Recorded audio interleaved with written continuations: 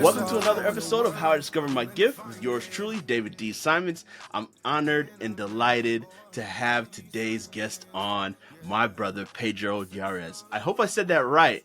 I probably butchered the last name, but forgive me. Very good, man.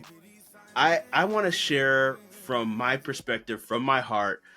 When I got to meet this brother at a conference not too long ago, I believe we said it's about a month ago, and I just felt his spirit. Just like very few people, you come into this marketing space and you meet them, and they're not just their talent; they're who they are. Like as a person, I felt his presence. I felt just the genuineness, and it was so rare. So I'm so grateful. Like I'm not gonna say what conference it was because I wasn't really pleased with the conference, to be honest. But meeting Pedro was one of the best experiences of that conference, and we further built from there. He's got a heart of gold. He's a master at what he does. You're going to hear from him. He's done some amazing things. He has some amazing results, some amazing testimonials of the work he's done. And I know that those listening on this show today, you're going to get so much value just from listening and hearing from this brother. So you're going to need to watch this episode multiple times. Just mark my words on that. Thank you, Pedro, for coming on the show, brother. It's setting the bar very low. you know, you know how we do, man. Yes, sir. So, Pedro, it's an honor to have you on the show, brother. I wanna just start out, man. Take me through your journey, right? Just as a child. I want to start from childhood. This show is all about how you discovered your gift, and we'll get into all of that, but take me through the journey from childhood to adulthood, man. I think if you want to understand me, you really have to understand my dad. And I come from a family that was born and raised in Dominican Republic, and to describe the level of poverty that my family grew up in, I've heard these stories from my dad multiple times. So they grew up in Dominican Republic, and my dad grew up with 4 different brothers and 5 sisters. And they literally had to walk 7 miles to school every single day. And most days it was barefoot. And so if you found a girl that you like and you wanted to take her out on a date, you had to negotiate with your brothers, like who gets to borrow the nice pair of shoes. Wow. And fortunately, my mom was able to migrate to the U.S.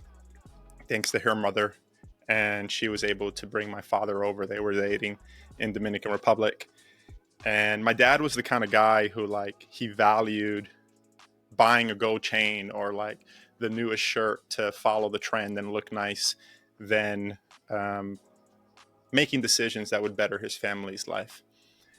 And so when he came to New York City, not speaking a lick of English, he became a cab driver, and that's how he provided for our family. And it wasn't until one day he was driving his cab that instead of paying his cab fare, the person who was supposed to pay his cab fare actually ended up pulling a gun at my dad's ribs and said, "Give me all your money." And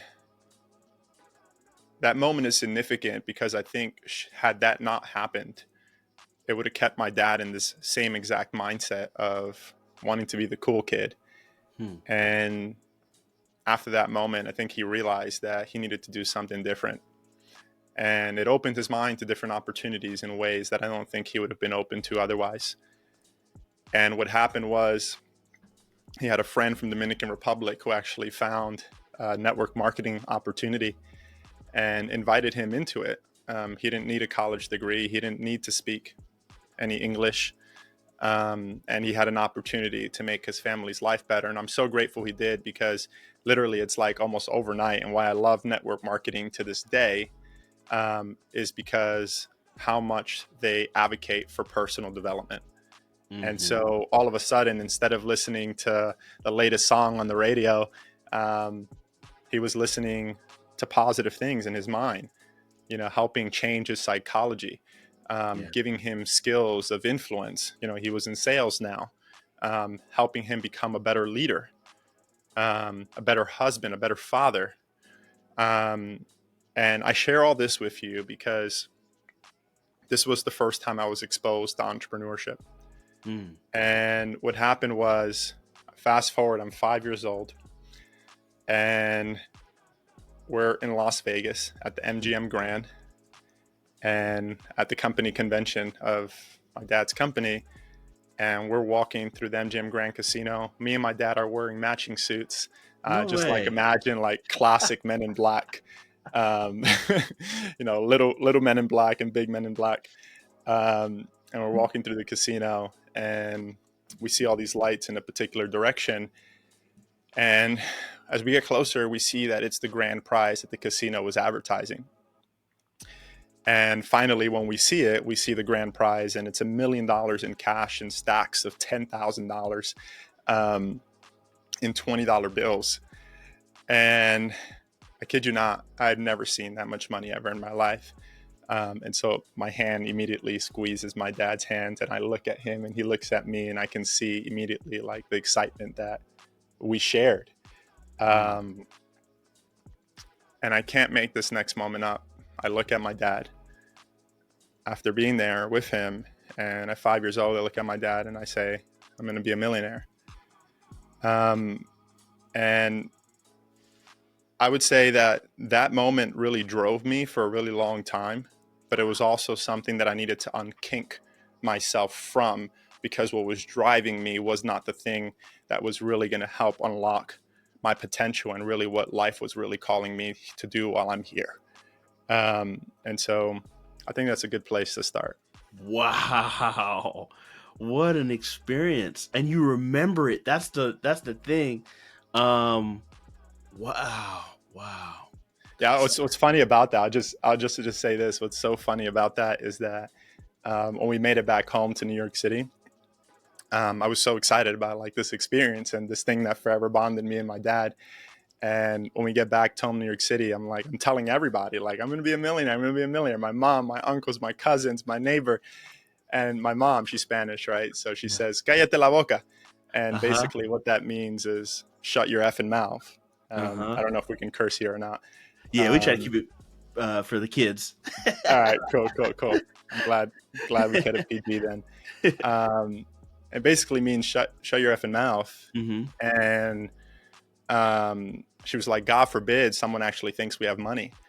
And I think this is why I gravitated more towards my dad growing up, because he nurtured this spirit of mine, which was different and weird, and a little bit outside of the box for a kid who grew up in the Bronx on 182nd Street, across the street from a zoo, you know? Wow.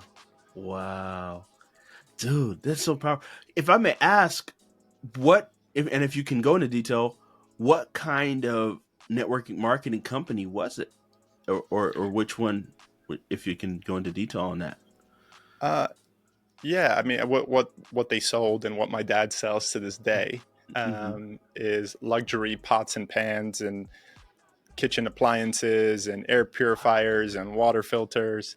Um, and my dad was the first kind of really example to show me that you can start with absolute nothing and you can make something of yourself. Like, hey, if this man who came to the US with absolutely no money in his pocket, became a cab driver, experienced all these different things, had a family of 3 to take care of, could do something. So what you don't know, and the part of the story I haven't said, is that my dad's been able to grow to like be one of the top people inside of this network marketing company, one of the top income earners, and he still doesn't speak English to this day. No So it's way. like, and so like he really set the tone. He was the first person to show me that it's possible. You put your mind to something, it's possible. What an inspiration. So now you have this idea at 5, like, I'm gonna be a millionaire, and you're in this experience, and it's a ground shaping experience. When you go through that journey and you think about from there to now, what is your most dominant gift when you look at all of your journey in this entrepreneurship space? I think my failures, to be honest, my character, and how it's developed over time. I think what happens, at least my story, for a long time, that drove me, but I was naive. My thinking was full of biases. I was immature, in a lot of ways. Um, I hadn't lived enough of life.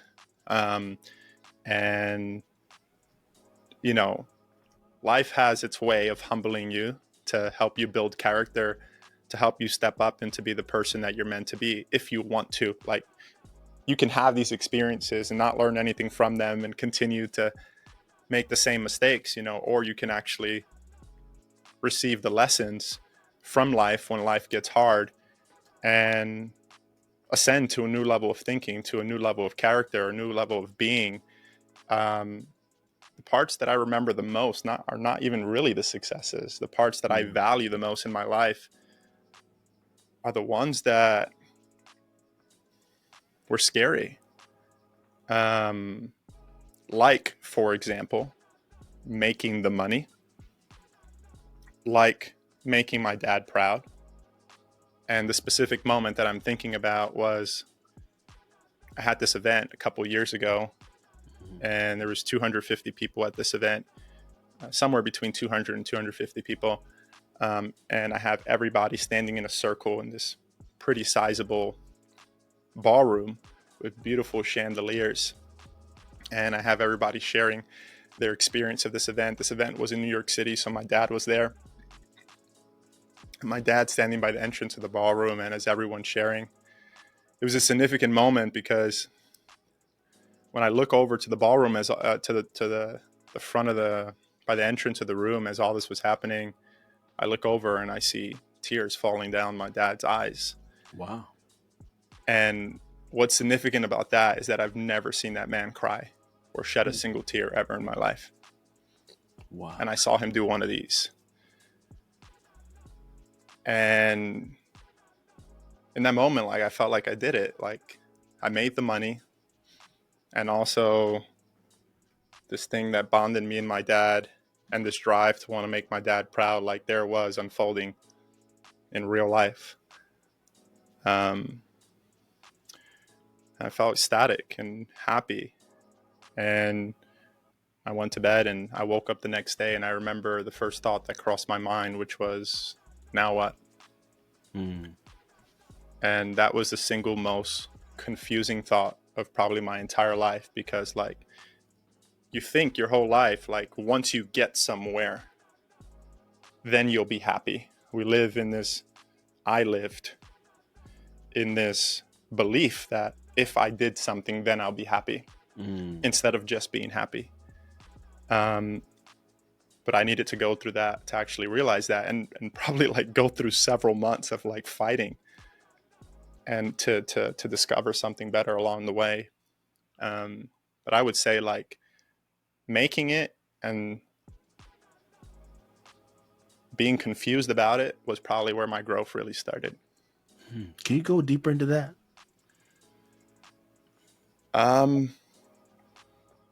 Again, like, I held the belief that when I made it, then I'll be happy. When I made my dad proud, then I'll be happy. When I make the money, then I'll be happy. There was always I needed to do something to be happy. So, like, so much of my happiness always lived in the future. And so what I did after this was that, I don't know what compelled me to do this, but, like, I had all these events that were going on at that time. And I decided to, like, literally just shut down the whole entire operation and said, I'm going to go and travel and figure some things out. Cause, like, obviously something's off here. And it was an interesting time in my life, because when I decided to do that, I find myself overseas in Thailand, in this small little island called Koh Phangan. And I remember being in what I think is one of the most beautiful places in the world. Sunsets, like, you've never seen them before. Just absolutely incredible, breathtaking. And walking on the beach, everyone's dream. And feeling depressed and feeling like, honestly, like, I probably wanted to take my own life. And having these thoughts, because I was wrestling with my identity. Who am I? Mm. when I don't have the status, when I don't have the money, when I don't have the recognition. And on top of that, I was in a relationship at the time that really showed me all of my fears, um, and really challenged me. And so, like, the two most important parts of my life were chaos and confusing. Um, and the question was, like, who am I without these things? And the reality is that at the time, I couldn't answer that. Hmm. Yeah, I couldn't answer that. And that was leading to feeling the way that I was feeling. Wow. Deep, man. Deep. This is deep stuff. Wow, Pedro. So you said something very interesting I've never heard on, after over 100 interviews, that failure and character are your most dominant gift, right? Like, do you feel that failure produced a character? Do you feel like the character was always there from as a child? Like what? How do you put this together, right? Because it's such a deep answer I've never heard, and I want listeners to really understand when you meet what you mean by that. Um, I had a fantasy for a really long time that life needed to look a certain way for it to meet my expectations. Um, and this is kind of like one of those things. I don't know, like in personal development, you hear certain concepts even from like really well-known individuals, and it's like you don't get it until you get it, right? It's like sometimes you have to live enough life to get to the point where you get it and like you understand it because you're having the experience of it. If somebody told me that when I get what I want, I'm not going to be happy, like I would have said, what are you talking about? Right? What do you mean? You don't know what you mean. You obviously don't have the same dream as me, you know? Um, and only by having that experience that I have to discover something better, right? But you only really can discover something better if you really go internally and like stop trying for other people to be your guru and try to teach you stuff, and like have the courage at some point in your life like to look within and say and really see what's coming through you, what's life inviting of you, because there's so much wisdom in there. I'm in a place in my life where like I learn more from me than from anybody, and I know that might sound crazy, but like really, like I learn more from me than from anybody. Like, how do I do that? I do that by like choosing to be generous with what's moving through me, through my mind, through my emotions, through my spirit, through my body. We all have this wisdom inside of us. The problem is that we're all looking for someone else to basically tell us, you got to do this, you got to do that. And that's what I did my whole life. And it wasn't until I really had the courage to just listen to what was inside of me and what was life telling me, instead of me like trying to control everything, like actually just listen. Hmm. And as I had more and more courage to actually like really lean into that, I feel like that's where this abundance of motivation really started to unfold inside of me, because life started to speak to me a lot more clearly now. Life was inviting me more clearly now. And the way that I know my truth, I don't know if people are going to get this, but the way that I experience my truth is not because someone else tells it to me. I don't experience truth because it's a thought that I'm having. I experience my truth because it's something that I feel. It doesn't need any words. And if I feel it, then it's like, it's as if like my creator literally just came down and like gave me some nuggets and invited me to do something, Mm-hmm. And if it feels like truth, then it's an invitation to step into it, and I can step into it. And And as I move into it, I see how that feels in my body. And if it feels good, then we run. Um, I don't know if that makes sense, Yeah. man, but Yeah, it's deep, man. I mean, you started this thing deep. It sounds like we're doing on a deep dive, and no, it's good. Um, so take me, Pedro, into your entrepreneurial journey. Right? What was the yeah. first business? I don't mind if it's the lemonade stand. Like I want to go. I want to start in the first, and then develop and go to where we get to. It was actually work. It was actually working with my dad. Mm. So as a little boy, my dad would take me to sales presentations with him, um, and we would get in there. I would shake the person's hands. You know, he would ask me to kind of pull out the brochure. I was kind of like his little assistant. I would pull out the brochure. I would hand it to the lady. I would open it up to the page. You know, and I would eventually. I learned my dad's presentation, and you know, I gave the whole pitch. And like, you know, when it was time to pull out the contract because it was time to close the deal, I'll grab the contract. I'll hand the lady the contract. I'll give her a pen. I'll tell her where to sign, what to fill out. Um, that's how it all started. Literally, just like as a young boy, learning sales, um, and going to presentations with my dad. Um, that's where it all started for me. That's amazing. Then what happened next? What happened next? Um, Before I became an entrepreneur, what I actually did was I found a mentor. I read a book at the age of 18. I ended up dropping out of university after going for a week. Um, and what I did was I had one credit card at the time, which was a Discover card, and it had a limit of $750. And what I did was I literally maxed out my entire credit card for books on Amazon. It was about 50 books. And I just started reading. And one of these books that I read said something really interesting. Um, it said, rich people go to work to learn. Poor people go to work for a paycheck. Hmm. And I took that to heart. Literally at the age of 18, I was wise enough, I guess, to like understand the wisdom in that. And I found an incredible mentor, probably the best mentor I could have possibly asked for. And I went to go and work for that person for several years of my life. Um, and I got my PhD in business and real life, if you will. So that's how it all started. Hmm. Can you go into detail about your mentor and your mentorship? Like, what was that about, and like what kind of business? What are some of the key lessons?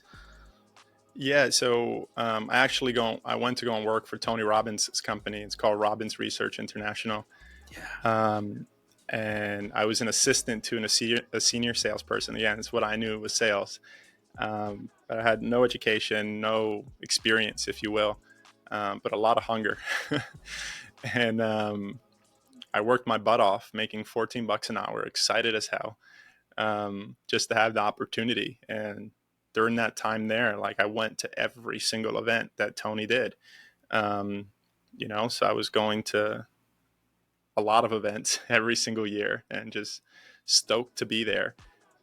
Because of that, I bought my own first suit, um, you know, just like to look presentable. And so I was this really young kid that was just hungry, Yeah. with a really big work ethic and a desire to serve. And while going through all these events, I was just exposed to a lot of different things, related to persuasion, related to business, related to personal development, related to relationships. Um, and I knew from even a very young age that I wanted to make my life a masterpiece, which is what Tony talked about. And I failed a lot. I continue to fail a lot, you know, along the way. But that's part of the journey, you know, just being kind with oneself. Um, Knowing that you're going to fall short, knowing that you're going to fail, and knowing that that's a part of the journey, you know, thinking that that's not supposed to happen.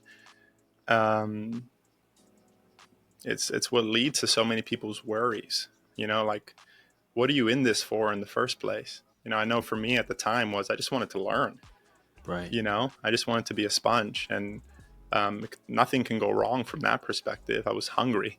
Hmm. Um, when it comes to business, it's like, why are you in business in the first place? You know, That's right. I think you can only get frustrated if you're in it for the wrong reasons, because failure is a part of it. And also acknowledge that you get what you tolerate in life. It's okay to fail once, maybe fail twice, but like, you get what you tolerate in life. At some point, what are you going to do about it? That's right. And That's good. I like that. You get what you tolerate in life. Wow, that's good. That's a powerful statement. That there's so many depths to everything you're saying. But take me through. Okay, so you're working, and I'm assuming you're moving your way up, right, in yep. this Yeah. So organization. I got promoted to the senior sales team within a year and a half. Hmm. And, which is crazy, right? Cause I was like 20 years old. Um, I was 20 years old in a team full of people who were 35 to 55, you Wow. know? But again, just hungry, hungry, hungry, hungry. And so grateful for the opportunity, and just showed up diligently for that. And I learned even more, through that, and got more opportunities to learn, um, and just soak them all up. Like my full-time job, people talk about, okay, what's the price you pay for success? Well, my obsession, I will acknowledge that I had the safety at the time of like living with my parents, being this very young kid, right? But like, and maybe we don't all have that, right? Like 99.9% of the people listening to this probably don't have that. And I want to acknowledge that, right? I was lucky in that way, and I reinvested every little dollar I made into my education, because that is what I prioritized in my life at that time. Mm, wow. I literally joined my first mastermind for $20,000 when I was 19. Wow. Wow. That's impressive. I mean, to have that kind of wherewithal to even think that level at 19, like 19, I'm What scared. were you doing, dude? I mean, dude, uh, I'm I'm scared of the upsells at these get motivated seminars. Like, oh, $200 for like the upsell. I'm like, oh my god. I was like, and I was the opposite, man. I was like, I love to buy. I was like, great, you're gonna teach me something good. I'll buy it. Wow. You must have been I the was youngest obsessed, in the dude. room. You must have been predominantly a lot of the rooms. I imagine you were the youngest in the room, soaking up 100% this. by far. Wow. I shouldn't have been there. I don't know how I snuck my way in those rooms. Wow. This is the stuff that I'm so excited that you're talking about, because people think there's a shortcut, right? And there's no shortcut to success. Like, you went through the process, you went through the learning, you invested in yourself, and I think advantage for you is you understood this early. Some people don't get this until they're 30, like that I need to Yeah. invest in myself. I don't know if I understood it, dude. I just enjoyed it. Wow.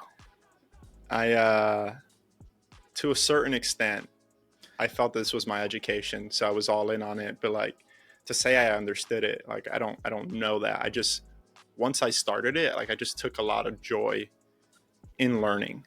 You know, I Yeah. really did. Like, it was fun for me. It Wow. was fun for me to sit down and open a book. It's the fact that somebody would invest the years of their life learning about something and write a book about it, and I can acquire that knowledge in a couple hours, days, was fascinating to me. I was like, Mm, that's a great deal, you know? yeah. And I had hundreds of books in my library by the time I was 20, um, because of that, you know? Amazing. Amazing. So you're investing in yourself, you're in the senior levels of sales, you're learning from one of the greatest motivational speakers of all time. He's definitely Hall of Famer, right? And I'm assuming you're selling things like Destiny in a Day packages and things like that, right? Like, Yep. so, All the so events. Yep. all the events, and so you're helping people transform. What happened after that? How did you transition to the next thing? Well, this kind of brings the whole story full circle, which was, I convinced myself at the time that, after several years of doing this, that the reason I wasn't happy was because I wasn't more successful, because I wasn't making more money. So I was like, all right, cool. Well, let me go and start my own thing. And so I started my own education company. Like, I was very good at productivity, sales, personal development. Like, I obsessed about it for so many years of my life. And so that's when I went to go and do. And I started doing these events, and I took it all around the country. I saw how Tony sold things, and I was like, great, I'm going to do the same. And I started doing events literally with 200 to 250 people in different cities. There were 2-day events, 14-hour days for 2 days. And I found my way into companies, and I would give them free presentations. And at the end, I basically pitched my seminar, if you will. And that's how I would fill these events. And I did a bunch of these. And so I finally got to the point where I was making a lot of money, you know, and going back full circle to that moment when I was this little boy who wanted to make all this money and make my dad proud. You know, fast forward after doing a bunch of these, great, I can look back. I made the money, you know, I made my dad proud. And it wasn't after doing that for a little while that I felt like I really needed to evaluate some things, which kind of took me overseas. And there, while I was overseas, while all this was unfolding in my life, which I mentioned earlier, I was sitting at a cafe trying to figure my life out in front of my computer. And in walks this couple. It was raining. The cafe is full, but there's 2 seats in front of me that are available. And this man says, hey, can we sit with you? And I was like, sure. And the next words out of his mouth was, it looks like you're working on something important. And I said, yeah, kind of. And so we sit down, and I tell him a little bit about myself because he asked. And after speaking for a while, I asked him, well, tell me about you. Tell me what you do, you know, because that's what you're programmed to ask people, right? Like, what do you do for a living? Right. And I never forget his response. His response was, I help people who are ready to wake up, wake up. And I was like, well, what do you mean? I mean, that's like so far from like anything that I could understand at the time, you know? And his response, again, I will never forget it. It was, well, it's kind of like the next level from where you are now. And I remember my eyes immediately just opened really wide. Wow. Because he was speaking directly to like my high achiever, or my D, if people are familiar with the DISC profile. And I was like, well, what do you mean? And he said this. And anyways, after having the conversation for some time, the way we left the conversation off was, he said, if you ever need some help, just know that I'm here to support you. And I remember my life got so dark in terms of my own experience inside of being in myself that I had never asked another man for help that wasn't my father. That I reached out to him and asked him for help. And he, probably the single most important person I've ever come across in my entire life. And this man spent hundreds of hours with me, helping me unravel everything that was unfolding inside of me, and helping me wake up and find something within myself that was independent of anything that was happening outside of me. And as all this unfolded and I was starting to find myself and was finding my feet again and all these different things, you know, I got really clear that I wanted to build a career in marketing specifically. Because that's what really allowed me to be successful in sales. You know, I understood, instead of dialing the phones 100 times, you know, every single day, you know, what if I got really good at getting 20 people to tell me that they want to speak to me today? You know, using email marketing, using SMS marketing, using different marketing strategies. Right. And this is what I did. And after this whole experience, just part of who I am is I'm obsessed. It's just the way I am. Wow. And I knew I wanted to do this for others. And in the beginning, it all started with me wanting to go to work for people for free. I said, hey, I know I've never done this before. Give me a shot. Don't pay me anything. And if it works, pay me this. And if it doesn't, then don't. And that's how it all started. Wow. Can you take us into your first client? My first client, who was that? with that whole model. I don't probably remember, man, because it was probably so bad. Okay. This goes back to failure and character, right? Developing the two. I love it. So I will say one of, I don't usually mention a lot of these people's names, yeah, but I will say that they are some of the biggest players inside of the info industry primarily. yeah. I'll mention one name. Okay. Somebody like Darren Hardy, for example. Mm-hmm. For some time, like every word that came out of his business, I was writing and helping him, strategize marketing campaigns and create launches and different things like that. So yeah, that's one name. Yeah, and he's the author of Compound Effect, right? That's right. Yeah, great book, great wisdom. So this is an acceleration. It sounds like, so it's like, okay, you're great at sales. You meet this gentleman who essentially comes into your life and helps you to realize some other things about you. You come into marketing now. You're helping people. You're kind of like, it's like sales. You started at, everybody starts. You had to start to learn from the bottom to build to the top. You're coming into a whole nother industry. You have to come again, maybe start again at the bottom to learn to get to the top. And obviously you've done that because of, as I'm hearing this conversation and hearing you speak, it's because of your insatiable appetite for learning. You're going to find the top because you're going to continue to learn, and you're probably not as scared to fail as most other people are, right? Most people will be like, I failed, maybe let me stop. It sounds like that. Am I right in this, Pedro, as I'm Yeah, you're analyzing? totally. Like as you fail, it actually spurs your hunger and curiosity more, where some people, it kind of shrinks them back. Is that what happens for you? Yeah, that's exactly right. Sometimes it's easy to look at people who've been able to achieve any kind of success and say, oh, they're lucky. They don't feel fear. One of my favorite words in the English dictionary, probably my favorite word in the English dictionary, is generosity. And what generosity looks like in relation to business is that it's acknowledging I'm human. I'm going to feel shit, Mm-hmm. Yeah. I can feel stuff. Sometimes I feel anxious, sometimes I feel overwhelmed.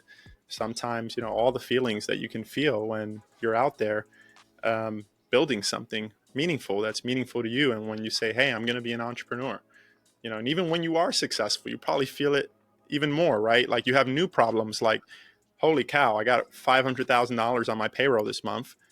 That's a lot of money, like that forces you to expand in ways that you didn't have to before.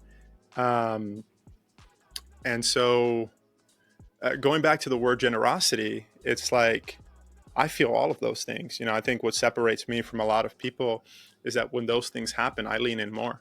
I'm very generous with my feelings, and knowing that this is life just inviting me to relax more, to surrender more, to move in closer, to so I can get to the other side of whatever wants to get created. All business requires risk. If you want to know how much of an entrepreneur are you, it's like, how comfortable are you with risk? What's the risk that you're comfortable taking? Yeah. That's probably a good reflection of whether you're an entrepreneur or not. Some people hate it, probably not an entrepreneur. If you love it and probably even get a little high off of it, which people have different feelings about, that's probably a good sign of an entrepreneur spirit. Right.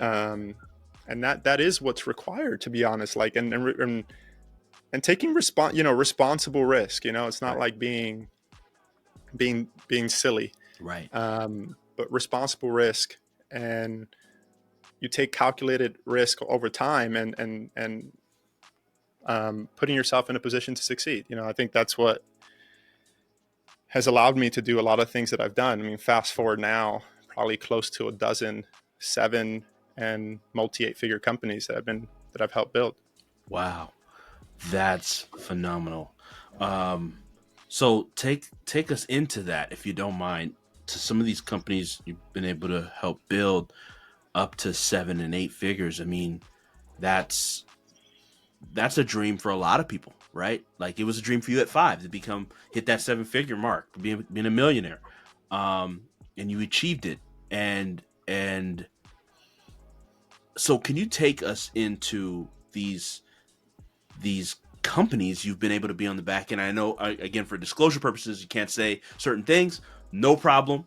But take us into that. How does Pedro go from watching his dad experience a life altering moment to shifting him into an entrepreneur, gleaning from you? I'm just recapping your whole story. Gleaning from him, getting into network marketing, him taking you on trips, you becoming his sales assistant, and then from there going into this realm of saying, forget school, I'm gonna get into uh to real learning and reading books, spending the last that you have to buy books. Who does that, right? Most people don't do that.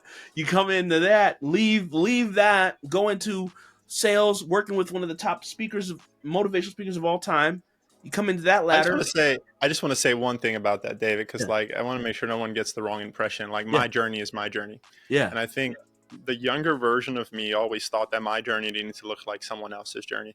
Mm, Hopefully my journey can serve as an inspiration for others, but like, don't be afraid to walk your journey the way that mm, you're supposed to walk your journey.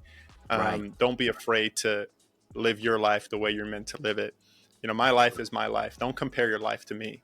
Mm, The question is like, what kind of life do you want? respect. Know that your journey is perfect, exactly how it's unfolding, and you get to make decisions every single day to position yourself for success or not. One of my favorite books growing up was a book called The Slight Edge. Haven't Yeah, read it in forever, but it's yeah. this whole concept that, what you do every single day is either helping you move in a particular direction or not. And your results a decade later are not an accident. They're just a reflection Mm, of the actions that you take every single day. So fast mm, forward a decade. Oh, you're an overnight success. Yeah, you're mm, right. The stuff that I did every single day, you have no freaking clue mm, the level of sacrifice that it took every mm. single day that I had to make to get to where I'm at. That's right. Like if you knew that, you probably wouldn't be saying, and I say you, I'm talking about Yeah, people in general. absolutely. Um, and so honor the journey That's right. is what I would say to people. Like really honor the journey, honor your journey and the Mm, path that you're supposed to walk. Don't be right. in a rush to get somewhere, because the reason you probably haven't got there is because there's lessons that you're meant to get that you haven't learned yet. So Mm, get the freaking lesson so you can ascend to the next level in your life. respect. Respect. Dude, love it. So take us into those 7 figure builds, eight figure builds, these companies. Now you're in marketing. You switch from sales and now you're in marketing. Yeah. Yeah. I think like my hunger for learning and hunger to learn from other people. Um, my mind is very systematic in the way that it thinks, right? It's very visionary and very systematic. And so like over time, like I was just making my playbook, tried something didn't work, then that goes in the playbook. Those become principles, right? If something does work, then it's like that becomes a principle. But I would say like what I contribute so much of that success to, before going into specifics, is like it's learning to think. And this is the part that I think separates me from a lot of people, Hmm. and what I really want to encourage people to learn how to do in their own lives. I think not enough people know how to think. Mm, Um, um, and by the way, not everyone's meant to be a strategic thinker like myself. Maybe you're just meant to be a visionary and work with somebody like me or work with somebody like you, David. Um, and we can be this person essentially inside of your business. mm-hmm, But I think that regardless, most people don't know how to think, right? mm, Um, they look at what other people are doing out there in their industry, and they think that oh, the way that I'm going to achieve what I'm going to achieve is just by like doing what everyone else has done. And in my opinion, I think that's one of the worst things that you can do, because I think that there's deeper questions that you're not asking. Mm-hmm. And this is the hole in a lot of people's thinking. So the question you really should be asking is that, okay, this is what somebody did and here's how they did it. Great, there's wisdom in that. But the question you really should be asking is, what's the thinking that led to the result in the first place using this strategy? Mm-hmm. Right? So like taking a step back, right? Like actually looking at the strategy behind that. Okay, so what kind of positioning are they taking? Why are they successful in the first place? You Right. know, what kind of messaging are they using? What kind of people are they actually resonating with? You Mm-hmm. know, if people knew the amount of things that actually go into actually scaling a company, Mm-hmm. um, they would realize that there's so much more to things just looking at, oh, their ads look like this. We should record ads like this too. But then I always get Mm-hmm. the call, or you get the call, Mm-hmm. that is usually like, hey, we've tried everything and we can't get past this point. Mm-hmm. Right? Because they don't get all you're doing is looking at what you can see, Mm-hmm. right? But the more important things are the things that you can't see. Mm-hmm. The things that you can't see that's leading to the results in the first place, that's really what matters. Deep. And you got to be able to look at those things and unpack those things and dissect those things, and then you'll truly understand why every single one of these companies that you might see from the outside are actually succeeding in the first place. Mm-hmm. And you got to be able to look at that, right? You got to be able to look at that. You got to be able to look beyond the surface. You know, when, you know, it was a different game. You know, if you're spending a couple $1,000s, $10,000, whatever it is, it's a different game when you're spending $2-3 million a month. Wow. And you gotta, to do that, you gotta be willing to let go of what you think you know, to see the problem and how you're going to approach it differently. Man, that is so real, bro. Like, I remember we had a conversation and I told you that you shifted my entire thinking. Because what you said to me, we were talking about some ad stuff, and you said essentially, I was looking at, like, I was like, oh man, we spent this to make this, and he was like, low amount. He was like, wow, I would be, you know where I'm going. I would be more afraid to spend that low amount that you did than to spend a higher amount. And I Yeah. was just like, huh? What is that? How does that make? So if you could go into that like level of thinking, like when people hear you, right? I mean, you said so much. That's why I said I knew this would happen. They need to watch this episode multiple times to really unpack what you're saying. That even just from my technical people, my marketers that would love to hear this, why did you say that to me? That it's more important. It's actually easier to work with a lot more in ad spend than to go into work lower amounts of ad spend, and you felt more comfortable and at ease. What? Yeah. I think the first thing you got to ask yourself is like, what's your goal, right? Because if your goal is just to be a lifestyle entrepreneur and you're chilling, you know, with $1 million business, then great. Then maybe you don't need to do what I'm saying. Enjoy your $1 million business, which is providing a great life for you and your family. You've just achieved something that most people won't. Congratulations, right? Like, seriously, Yeah. you know. But like, if your goal is, this is a different conversation. If you're operating at a different level of human need, which is, I want to be all I can with all I've been given. I'm here on a mission to serve as many people as humanly possible, right? Like, if that is your goal, then just know that you got to operate off a different level of thinking. There's a great book that I'm reading now, which I'm reading multiple times, which I love, which is 10X is Easier Than 2X by Dan Sullivan. There you go. And it's an incredible book. And I really resonate with that thinking. And this is what I'm talking about. Like, it is literally easier in many cases Wow. to go 10x than it is to go 2x. I'm telling you, because I've done it multiple times. Wow. But you got to first really believe that, right? And you know that if your goal is to go 10x, then the solutions that are going to help you go 2x are no longer viable solutions. Mm. You got to operate at a whole different level. You got to bring a whole different level of thinking and problem solving to the situation. If that is the form that you're going to operate in your life, it's as simple as that. So the reason that I said that, the reason that in my case is because, number one, my goal is not to be a lifestyle entrepreneur. Yes, I want a really great life, but I'm here to have a really great impact.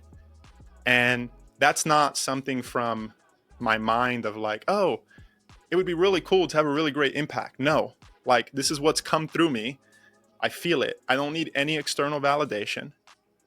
I don't even need to tell myself that. I just know it in my body that this is what I'm meant to do. And so therefore, I'm going to bring a different mindset into what is it that I'm doing, and a different level of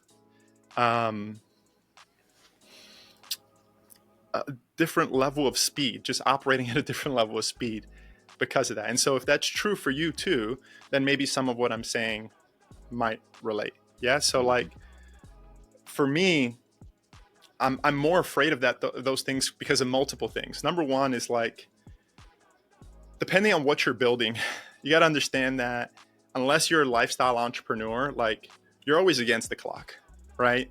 It's either you're going to build something that ends up operating in its own category, and or someone's going to beat you to it. And if they beat you to it, then you got to think about your marketing completely different and reposition your brand, right? And so like, I want to get there to the point where I'm owning the category in my space as quickly as possible. And to do that, yeah, you got to be an aggressive advertiser, right? If you have 1 million followers or millions of followers on social media and you can grow something in that way, then again, congratulations. Most of us don't. Most of us have an idea and we decide we want to bring it to life, and we got to use what we have available to us to be able to create that. Well, guess what? Anybody can become an advertiser. Anybody. If you want to spend money, you can spend money to get in front of the people that you want to, right? And when an idea's time has come, an idea's time has come. And so it's whether you're going to build it and own that market, and or whether someone's going to come in and actually own that market. The question is, who is it going to be, right? And so that's one of the reasons why I'm more afraid to spend less than to spend more. But to do that and not be dumb with money, you got to know your numbers, right? You got to, whether you like data or not, you got to know your numbers, and you got to love looking at the data. Unless you have somebody who's obsessing about this and bringing the same level of energy that you would put to it. And even if you don't love it, like start loving it, right? Unless you actually start to love marketing, let me put it like this. The moment that you decide to become an entrepreneur, if you ever want to build something significant in your life, you better start loving marketing, because that's the only way that you actually start. That's the only way you build something significant, right? The companies that you know are the ones who are marketing companies. And hopefully, I hope we live in a world where they can actually deliver on something incredible as well. Absolutely. And so, yeah, I'll pause there. I can talk forever on this. Oh, man, I love it, bro. I love it. We might even need to do a part 2 because there's so much to unpack. But if you could take us in, because this is your thing, man. Like you are a accelerator of businesses and a scaler of businesses. So take us into, if you could, you have the record for the largest challenge tickets sold ever. Like 20, I don't want to steal the thunder. If you could take us into that, man, like, and that whole experience and building up this company and then eventually exiting. Can you talk a little bit about that? Yeah, I think what it comes down to at the end of the day is, again, knowing your numbers. Knowing your numbers, knowing your numbers, knowing your numbers. Once you know your numbers, it's simply asking yourself a very simple question every single day, which is, are you on track or are you off track? Are you on track or are you off track? Are you on track or are you off track? Mm-hmm. And if you're on track, then guess what? If you're driving a car, this is where I would say hit the gas. Go, go, go, go, go. Okay, I'm dumbing down a concept, right? Mm-hmm. Right. If you're off track, right, then the goal is you got to figure out as quickly as possible through optimization. Don't live in this fantasy. Here's something that'll serve everybody as an advertiser. Mm-hmm. Stop living in this fantasy that just because you worked hard on something and launched it, that it's supposed to work. Okay? It's not. In most cases, things that I've launched the first time don't work. Right? There's always something that works. Yeah. But in most cases, something doesn't work. Right. And your job as an entrepreneur, AKA the person who's supposed to bring in money, because if you don't have money, you don't have a company, and doing this in conjunction with a team, the name of the game is figuring out why something doesn't work so you can optimize it and actually get it to work as quickly as possible. That's the name of the game. Okay. And so you got to find the holes. You got to understand what the data is actually telling you. Okay. It's hard to say because we all have such a wide range of different companies, right? But I'm talking from the lens of if you're in direct response marketing, meaning you're putting money and you're expecting a return, right? Or you're expecting to hit a particular target, right? You got to know your numbers, get out the mindset that things are supposed to work right out the gate, and if things don't work right out the gate, great. It's your job to figure out what's not working so that you can get the numbers to where you've deemed is acceptable, so that when they're acceptable, your goal is to really hit the floor running. Yeah. And, you know, one of the things that I'm really a fan of when it comes to advertising is there's a very deep relationship between what's taking place on your advertising platform, meaning let's just use Meta, for example, or Google to simplify the conversation. What are the numbers actually telling you there? And what are the numbers actually telling you where you're driving traffic to, you know, and where those numbers should be? Yeah. The problem that I find a lot of people do is that they think about those things separately. Okay. And what I really advocate people to do if they want to get better results is start to think about those things as one. They're one thing that ultimately should lead to one particular outcome.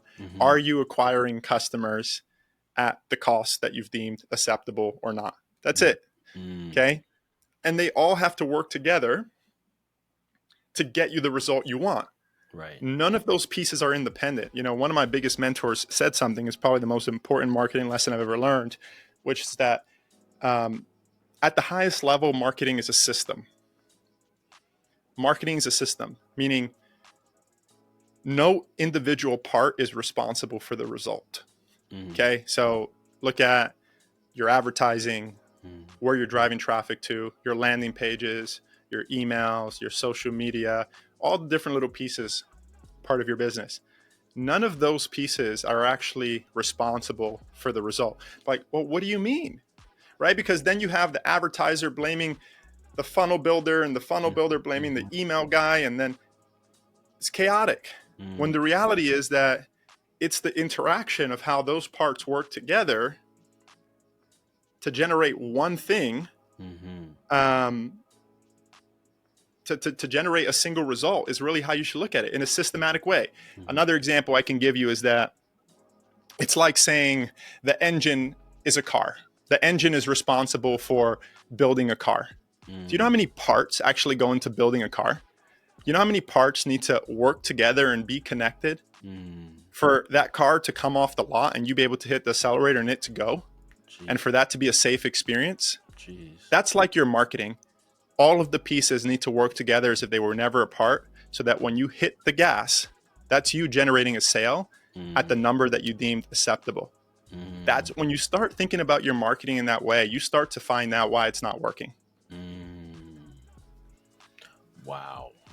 This is a master class. My God, Pedro. Wow. So I'm assuming when you come into a business, you see all of this, right? You're going with all of this knowledge. You're like, because that's what clients do, right? That's what people do. That's what I've done. I won't lie. Man, this is not working. My ad copy is just like, my ad creative, like, must be the copy, must be this. And like, and you're looking at it like, let's look at the whole thing, you know? So take us into how you did that with this world breaking challenge. Like, I know people want to know about that, man. So Well, you just got to think about, like, where are you at? Where are you at in the process, right? So, like, if you're in the process of promoting something, um, then that's where your focus needs to be for a moment in time, right? But of course, you have to take account. It's kind of like step one is you got to get people into the thing, and then step two is like you got to get those people to convert and make a decision that's right for them. Um, but at the end of the day, like, both of those things need to work together as like a single narrative arc, right? So that's a good way of thinking about it. It's like, imagine you just drew a big umbrella, right? From the very first ad that somebody sees all the way through the end of a campaign. It's like you have to communicate a single narrative arc and a single promise that ultimately you've positioned yourself to solve, right? And that's what marketing is, right? Marketing isn't sales, right? It's two different things, right? Like, the marketing piece of things is pre-positioning yourself and establishing certain beliefs. Like, what does somebody need to believe over time across this narrative arc, so that when we get to the point where you actually extend your offer, it's something that people want to do, assuming you attracted the right person in the first place, right? And so it's like, how do you actually engineer those experiences? I just want to say this and use this a moment to say that that's why I love marketing. And when you really start to understand the heart of what really marketing is, I think that most people will love it too. And you start to realize that it's actually one of the most incredible things, like, in the world, in my opinion, spoken like a real marketer, but like, yeah. it really is like the most incredible thing, that you can architect these experiences to help people make decisions that they already want to make, right? Um, and create something that helps people live into the identity that they want to live into. Wow. But to attempt to try and answer your question, I can't really take credit for a lot of those things. Like, even though there's a lot of strategy involved, that I was able to bring to the table, I think, these things are only possible with an incredible team. At that level of scale, I would wake up every single morning and there'll be 10 people who would jump on a Zoom call, and they'll have a clean plate, literally nothing to do other than that morning to look at data and say, okay, what's working, what's not working, and what can we improve? And then based off that, 8 in the morning, 10 people will go to work on what they needed to do. So this person's going to make some copy changes here. This person can do design here, whether it's on pages or ads or whatever it is. This person's going to create new ad creative here, and or split test this VSL, or split test this checkout page, and or we're going to split something in our upsells because our average order value isn't where we need it to be to acquire customers at our net costs. The project manager is going to do this. And so everybody has a job, right? But at that level of scale, it's like, yeah, it's like all systems go, and there's a lot that's required. There's a lot that's required to be able to run something at that level of scale. So that's one of the things that would happen. We literally would get up every single day. First thing we'd do is look at the data every single morning, try to understand what's going on, make intelligent hypothesis for why things are working or not working, how to amplify the things are working, how to split test the things are not with a new hypothesis, and then deploy very capable people to execute those things, and maybe running 2 to 3 split tests that day on our landing pages, maybe launching X amount of new creatives, and then doing it again every single day, and just rinse and repeat, trying to push the needle, get the numbers where we want to get them, and then getting to the point where when things are working, the mindset is hit the floor, hit the gas, and run as fast as possible, knowing that you have a straightaway, and everything's working in your favor, knowing that at some point it's not going to work in your favor, and you're just trying to position yourself for success when that does happen. For sure. So like that's a little bit of Yeah. kind of the inside of kind of the daily workflow of what's involved. But a lot of it is obsessing about the data, making intelligent hypothesis, knowing what to split test, knowing your numbers so you know where your numbers, where you want your numbers to be, and bringing a certain level of excellence to that process. And again, it's like it's not just, hey, we're going to launch this and it's going to work. It just doesn't work that way. That's right. So just just to kind of give people, because I know these things, but not all the listeners know, and I want to respect your time. So I got like one more or two more questions for you, if that's okay. Yeah, okay. For sure, man. Okay. So just for listeners to know, how many tickets were sold in this world record breaking challenge? How many tickets were sold? I don't know the exact number, but a little bit over 20,000. Wow. So 20,000 people paid, and those are all predominantly paid, or all paid to come to a 5-day challenge. And you guys were spending, on average, if you could share, how much per month in ad spend? Depended. For that particular event, it was probably closer to like 4 million or something like that. Wow. And then revenue made in a month from, on average, for a challenge of that capacity? It depends, and I'm cautious to share numbers because here's the only reason why. The only reason why is it's important to take into account for everybody your individual model, meaning like, what are you selling, what you're selling, and at what price point, right? So it's like, if I give you the percentage, it's like, oh, you think it needs to be this percentage. But the reality is, if you hit that percentage, your numbers might not work. And your numbers might not work only because of how much you're selling your thing at, right? And so it's just important to take that into account. And so the most important thing, more than a specific number, is you got to figure out your numbers, right? You got to figure out what you can afford to spend on the front end to acquire a customer.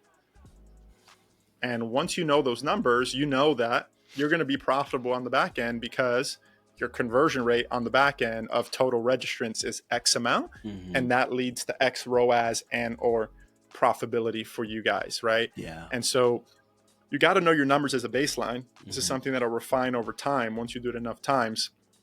You got to know your numbers, and you got to live by those numbers. And you got to be willing to take risk by those numbers, knowing that those are intelligent, calculated risk. That's ultimately the name of the game. But you got to figure it out what it is for yourself. You know, it's like, don't hear someone else's numbers unless you're going to copy and paste the exact same strategy, meaning this is what you're charging on the front end. This is what you're charging on the back end. Then maybe these numbers become relevant to you. But even then, it's like, are you in the same market? You know, are you speaking to the same people? Right. You know, all these different things matter. For sure. Man, that's gold. Wow, Pedro. A question that I have for you. Well, let me ask you this, and then I'll ask our final question. Where can people get plugged in with you? They say, man, Pedro, I'd love for you to intersect into my business, look inside, and, you know, I want to model, I want to scale, I want to go to 7-8 figures. Where can they learn about you or get more information? Yeah. So I'll just say this. So like, you know, for the last X amount of years of my life, you know, I've taken great pride, you know, relatively living a private life. You know, for a long time, if you looked me up, you probably wouldn't even find anything online, because I was kind of like the secret unknown weapon behind a lot of people's businesses. Would be a good way to think about me. But that's definitely changing now. And I think by the time that this podcast releases, our website should be live. And you can check that out at businesswithintegrity.com. That's where I'll be, you know, publishing content, and people can learn more about, you know, what I'm doing and advocating for, and something people might find some interest in. But outside of that, if you want to write us directly and get in touch, I think you can do that by just emailing us at hello@businesswithintegrity.com. And that's a great email to write us at. Beautiful, man. Beautiful. And the final question, man, that I have for you, brother, you had no idea I was going to ask you this. Uh-oh. I know you can. Set me up, man. I know you can handle it, though. You're a deep dude. What's the difference between one's gift and one's purpose? One's gift and one's purpose. Yeah. Wow. That is a deep question. Mm-hmm. One's gift and one's purpose. Well, I think I'll answer the purpose question first, because I think that one's a little more clear to me right off the gate. The way I think about purpose in life is that thing that you know about how you're supposed to move through the world that's independent of external validation, external of any thoughts that move through you. It's like, again, it's just what you know. Like, what do you know, right? That in my case, the way I think about it is like what my creator has revealed to me about how I'm supposed to use my life force. That's how I think about my purpose. Like when that comes through me without words, that's how I know what I'm supposed to do, whether that be in my relationships, whether that be in business, whether that be in my health. What do I know without words? Because life has revealed that to me, and that's how I know it as truth. Mm-hmm. There's no higher way that life can speak to me, right? Where I think my gifts, even though I'm really good at marketing, is that my gifts? Mm-hmm. I mean, yeah, I guess you can say that. Is that my purpose? I wouldn't say so. Mm-hmm. I think I'm here for really incredible big things. Right now, one of the things, here's how I would distinguish my gifts and purpose. Like, I would say, like, right now, one of my purposes is to be a really strong advocate. And that's why I'm doing podcasts like these moving forward, and really starting to share and do these kind of things, is to be an advocate for people that, yes, they want to grow successful, profitable brands, but they actually want to grow in the positive impact that they're having in the world, AKA for people who actually care and know that by caring, that's how they get to make a lot of money in the world, and want to be part of the solution, not the problem, and understand that business can be a strong vehicle for that. And it's just something I'm so passionate about, and feels like one of the ways that I feel so ecstatic that I get to spend my life force doing every single day. It doesn't feel like work, where I would distinguish my gifts as, I have a very unique way of thinking about solving problems. I have a very unique way at looking at how to position a company, how to grow a company, how to penetrate a market, how to scale something. So that's how I would separate the two. Beautifully said, brother. I knew you'd have a introspective answer for us that would help us to think. So thank you, man. Is there anything I haven't asked you that you feel like, hey, I need to share with the people, or did we cover it? Anything you? Yeah, I would say, like, the number one thing that I really want to advocate for, especially if you're an entrepreneur or an aspiring entrepreneur who's listening to this, I want to help you rise to, or want to encourage you to rise into a new identity. And that identity is to be generous with your life, to be generous with your life, to be generous in your relationship, and to be generous in your business. And I know, and hear me when I say this, I know that being generous in all those areas will be a byproduct of you looking back one day and looking at yourself in the mirror and, like, just loving what you see, loving the impact that you've been able to make, loving who you get to be to the people closest to you, loving your energy, loving who you are and how you walk through the world. That's all a byproduct of generosity. You get to be generous with your emotions on the days that you don't feel well, but you still got to show up for things. I think generosity is the secret to an incredible life, and all the things that we want as entrepreneurs. And I think that the people who rise up to that identity will actually do the things that they're here to do. Love that. Well stated, brother. Thank you so much for blessing the people today, man, and myself included. So much value, so much wisdom. Continue shining, man. Continue being a bright light for people, brother. Appreciate you. Appreciate you, man.